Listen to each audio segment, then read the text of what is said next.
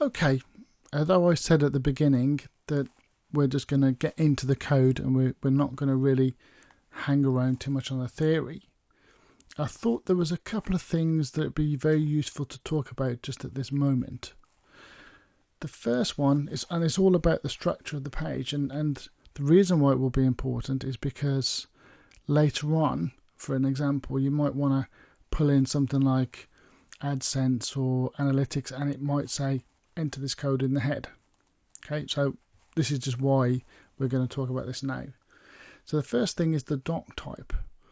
The doc type tells the browser what type of document it's loading. So when they move to HTML5, they went from this very sort of complex almost doc type to a very simple HTML. So it's just telling the browser that this document is a HTML5 document.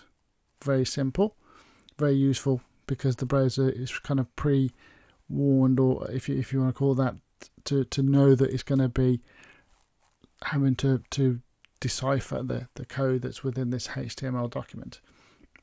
Next we have the HTML open and close tag, and in between there is where all the code for your HTML page is going to be.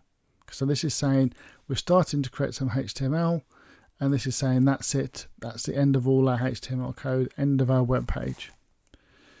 The next thing is the head, and that is telling the browser everything within here is to do with the head of the page. So you've got things like a lot of meta types in this page. It's only got the character set saying it's UTF-8, and we've got the title, and that title is a title that goes in the top of the browser. So at the little tab at the top, this bit here, if that's actually in the title.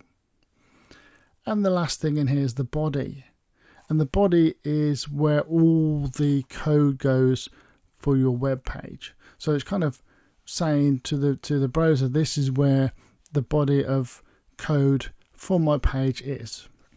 Now in the head you can have a number of different things, as I say, JavaScript, etc. Some plugins like analytics and AdSense, etc. say that you need to put a bit of code in the head, and then you put the code in the bottom of the body or whatever. But in the case of this course, we're not going to do much of that in the head. We're really going to be just putting code within the body.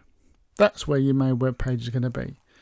So I just wanted to clear that up now very quickly, the different sections, because as we go along we're not really going to talk about the sections.